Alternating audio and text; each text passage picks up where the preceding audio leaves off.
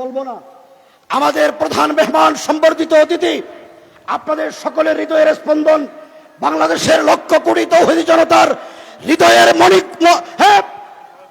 হৃদয়ের স্পন্দন, বাতিলের বিরুদ্ধে বলিষ্ঠ কণ্ঠস্বর, কারার ইজ্জতিত মজলুম আলেমে দ্বীন হযরত মাওলানা মামুনুল হক এখন আপনাদের সামনে বক্তব্য রাখবেন।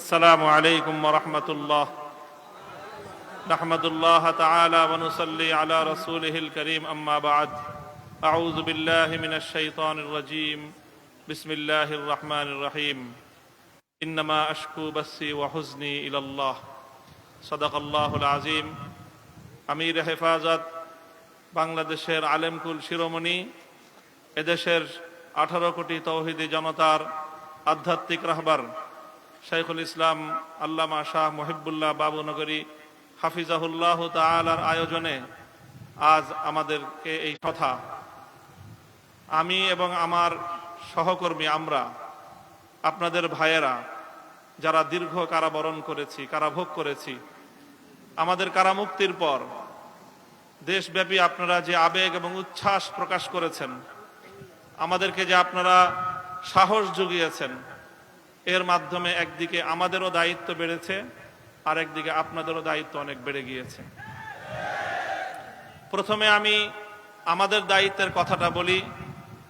আলহামদুলিল্লাহ, আমাদের কষ্ট হয়েছে, আমরা এটা বলবো না যে জালিমের জিন্দানখানায় আমাদের কষ্ট হয়নি, তা নয়। আপনজন থেকে বিচ্ছিন্ন থাকা, স্বাধীনতার জীবন হরণ করে বন্দি খাঁচায় আমাদেরকে বন্দিত্বের শেকলে বন্দি করে রাখা, এটাই ছিল আমাদের জন্য অনেক বড় যন্ত্রণার বিষয়। সেই বন্দিত্ব থেকে মুক্তির পর দেশব্যাপী হেফাজতে ইসলামের নেতাকর্মীরা এবং সারা দেশের দলমত নির্বিশেষে সকল শ্রেণী ও পেশার তৌহিদি জনতা যেভাবে কারামুক্ত হেফাজত নেতৃবৃন্দকে উচ্ছ্বাসের সাথে, আবেগের সাথে বরণ করে নিয়েছেন, তাতে আমরা বুঝতে পারছি যে আমাদের আগামী দিনে আমাদের দায়িত্ব অনেক বেশি। এবং আলহামদুলিল্লাহ, আল্লাহ পাক রব্বুল আলামিনের নিকট আফিয়াত চেয়ে আল্লাহ আমাদের জন্য সহজ করুন, এই দোয়া করে শপথের বাণী উচ্চারণ করতে চাই। আমাদের সকল কারাবন্দীদের পক্ষ থেকে আমি সে কথা উচ্চারণ করতে চাই, ইনশাআল্লাহ আল্লাহর জমিনে আল্লাহর দ্বীনের ঝান্ডা সমুন্নত রাখতে, আল্লাহর পয়গম্বরের ইজ্জতের হেফাজত করতে, এদেশের নাস্তিক্যবাদকে রুখতে, এদেশে ইসলামকে উপড়ে ফেলার সকল ষড়যন্ত্রকে রুখার জন্য যদি এর চেয়ে বড় ত্যাগ এবং কোরবানির প্রয়োজন হয়, হাসি মুখে আমরা সেই ত্যাগ করতে প্রস্তুত রয়েছি, জীবন দিতে প্রস্তুত রয়েছি। সন্তানদেরকে যদি এতিম করতে হয় সেজন্য আমরা প্রস্তুত রয়েছি, স্ত্রীদেরকে যদি বিধবা করতে হয় সেজন্য আমরা প্রস্তুত রয়েছি, মায়ের বুক যদি আমাদের খালি করতে হয়, আমাদের মায়েরা বুক খালি করে চোখের অশ্রুতে তাদের কলিজার টুকরো সন্তানদেরকে মাটির নিচে খোদার হাতে সুপর্দ করবে। কিন্তু ইসলামের জন্য, ইসলামের বিপক্ষ কোন শত্রুর সাথে এক মুহূর্তের জন্য আপোষ করতে প্রস্তুত নয়।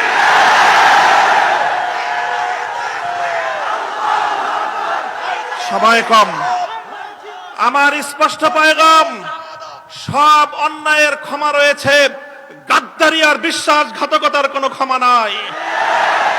যারা গাদ্দার এবং বিশ্বাসঘাতক হিসেবে পরিচিত হবে, প্রমাণিত হবে, আগামী দিনে তৌহিদি জনতা তাদেরকে ঠাঁই দেবেন না ইনশাআল্লাহ। ওলামায়ে কেরাম, হেফাজত নেতৃবৃন্দ যেভাবে শপথে বলিয়ান হলেন, যারা আমাদেরকে এভাবে সমর্থন যোগাচ্ছেন, আপনারা তো সমর্থন যোগাচ্ছেন, কিন্তু আপনারা কি কথাটা টের পান যে আপনাদের এই অভূতপূর্ব সমর্থনের কারণে রাষ্ট্রযন্ত্রের পক্ষ থেকে বেশি বেড়ে যায়। এই যে আজকে আমাদের উপরে এই অকথ্য নির্যাতন, এই যে লাঞ্ছনা, এই যে গঞ্জনা আমাদের উপর, কারণ এদেশের মানুষ আমাদেরকে ভালোবাসে। কারণ আমরা যেখানে যাই মানুষ আমাদের প্রতি আবেগ এবং উচ্ছ্বাস প্রকাশ করে। এখন আপনারা যদি আবেগ আর উচ্ছ্বাস প্রকাশ করে ঘরে গিয়ে বসে থাকেন চুপ করে, তাহলে আমাদের উপর কিন্তু চাপটা, জুলুমের স্টিম রোলারটা, তখন আপনাদের আবেগ প্রকাশ করার কিন্তু আর কোনো জায়গা অবশিষ্ট থাকবে না। এই জন্য আমি আজ আমাদের আমির, এই জনপদের সকল আলেম ওলামার আমির, এই জনপদের কোটি কোটি তৌহিদি জনতার অবিসংবাদিত আধ্যাত্মিক রাহবার আল্লামা মুহিবুল্লাহ বাবুনগরীর এই মজমাকে সারা দেশের প্রতিনিধিত্বশীল মজমা হিসেবে গ্রহণ করে আমি এ জাতির কাছ থেকে আগামী দিনে ইসলামের কথা বলার অপরাধে, আল্লাহর পয়গম্বরের ইজ্জতের পক্ষে কথা বলার অপরাধে শাপলা চত্বরের আমার ভাইয়ের রক্তে রঞ্জিত শাহাদাতের কথা বলতে গিয়ে হাটহাজারীতে আমার যে সকল সন্তানদের বুকগুলোকে জালিমের বুলেটের আঘাতে ঝাঁঝরাতে হতে হয়েছে, ব্রাহ্মণবাড়িয়ায় যেভাবে পাখির মতো গুলি করে আমার সন্তানদেরকে শহীদ করা হয়েছে, সেই সন্তানদের পক্ষে কথা বলতে গিয়ে আমাদের কণ্ঠ যদি আবার চেপে ধরবার চেষ্টা করা হয়, তাহলে আপনারা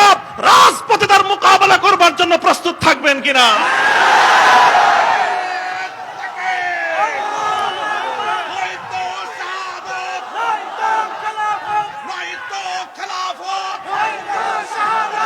সংগ্রামী সাথী ও বন্ধুগণ, কথা দীর্ঘায়িত করার অবকাশ নেই। আমি আমার দীর্ঘ কারাবন্দিত্বের সময়ে আল্লাহ পাক রব্বুল আলামিনের রহমতের উপর আমার আস্থা, অবিচল বিশ্বাস ছিল যে আল্লাহ রব্বুল আলামিন নতিজা ভালো করবেন, উত্তম ফলাফল আমাদেরকে দিবেন, সে আস্থা এবং বিশ্বাস ছিল। প্রথম দিকে যখন আমাদের মরহুম আমির হেফাজত বাবুনগরী হাফিজাহুল্লাহ তাআলা, তাকে আমরা জীবিত রেখে কারাগারে বন্দী হয়েছিলাম, তার উপর একটা বড় আমাদের আস্থা ছিল যে তিনি ইনশাআল্লাহ এই বন্দী মজলুম আলেমদের জন্য, শহীদ আমাদের সন্তানদের জন্য, ব্রাহ্মণবাড়িয়ায় নির্বিচারে হত্যাকাণ্ডের শিকার আমার শহীদ ভাইদের এই হত্যার বিচার আমাদের এই জন্মভূমিতে প্রতিষ্ঠিত করবার জন্য তিনি বলিষ্ঠ ভূমিকা পালন করবেন। আমাদের কারাবন্দীদের পক্ষে তিনি জাতিকে, জনমতকে সংগঠিত করবার জন্য বলিষ্ঠ ভূমিকা রাখবেন। কিন্তু আল্লাহ রাব্বুল আলামিনের ফয়সালা ছিল ভিন্ন কিছু। আমরা কারাবন্দী হওয়ার কিছুদিনের মধ্যেই সেই মর্মান্তিক শোক সংবাদটিও আমাদেরকে সহ্য করতে হয়েছে।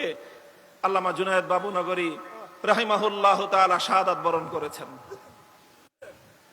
আল্লামা জুনায়েদ বাবুনগরী শাহাদাত বরণ করেছেন। এরপরে অধীর উৎকণ্ঠা নিয়ে অপেক্ষার প্রহর গুনছিলাম যে আমাদের আস্থার এই মঞ্চে কে বসবেন। যখন জানতে পারলাম ওলি ইবনে ওলি, এ জাতির শ্রেষ্ঠ সন্তান, আস্থার মূর্ত প্রতীক আল্লামা শাহ মুহিবুল্লাহ বাবুনগরী হাফিজাহুল্লাহ তাআলা ইমারতের এই ঝান্ডা তিনি নিজ হাতে তুলে নিয়েছেন, সিজদায় শুকর আদায় করেছি, আস্থায় বুক বেঁধেছি যে ইনশাআল্লাহ একদিকে তিনি আরশের মালিকের সঙ্গে রাতের বেলায় চোখের অশ্রু ছেড়ে তিনি এই সংকট উত্তরণের জন্য আল্লাহ পাক রব্বুল আলামিনের সাহায্যকে জমিনে টেনে আনবার জন্য চেষ্টা করবেন। অপরদিকে তিনি জীবন দিবেন, কিন্তু কোন জালিমের রক্তচক্ষুকে পরোয়া করবেন না, কোন জালিমের সামনে তিনি মাথা নোয়াবেন না। এই আস্থা ছিল এবং আলহামদুলিল্লাহ আলহামদুলিল্লাহ আমার উপলব্ধি হলো এই, যতটুকু আস্থা শুরু সূচনাতে ছিল আজ পর্যন্ত আমরা আমাদের আমির হেফাজতের থেকে তার আচার আচরণ, তার ভূমিকা আমাদের আস্থার চেয়ে বহুগুণ বেশি পেয়েছি। আমাদের আমির আল্লাহর পক্ষ থেকে আমাদের জন্য অনেক বড় নিয়ামত। ইনশাআল্লাহ আমির হেফাজতের হাতকে যদি আমরা এভাবে শক্তিশালী রাখতে পারি, এদেশে আমাদেরকে জুলুম করতে পারবে, আমাদেরকে গুলি করে হত্যা করতে পারবে, আমাদেরকে দিয়ে ভরপুর করতে পারবে। বাংলাদেশে কারাগারে সর্বমোট আসন হলো ৭০,০০০। কয় হাজার? আমরা শাপলা চত্বরে গিয়েছিলাম, কমপক্ষে হলো ২০ থেকে ২৫ লক্ষ। ৭০,০০০ হেফাজতের কর্মীরা কারাবন্দী হবে, কিন্তু জালেমের সামনে মাথা নোয়াবে না। এই দেশের 1 ইঞ্চি মাটি নাস্তিক্যবাদ এবং ইসলাম বিদ্বেষের জন্য কারো হাতে ইজারা দেবে না ইনশাআল্লাহ। আল্লাহ পাক আমাদের সকলকে তৌফিক দান করুন, কবুল করুন। আমাদের আমির হেফাজত সহ আকাবিরিনদেরকে আল্লাহ পাক দীর্ঘ নেক হায়াত দান করুন। ওয়া আখিরু দাওয়ানা আলহামদুলিল্লাহি রাব্বিল আলামিন। আসসালামু আলাইকুম ওয়া রাহমাতুল্লাহ।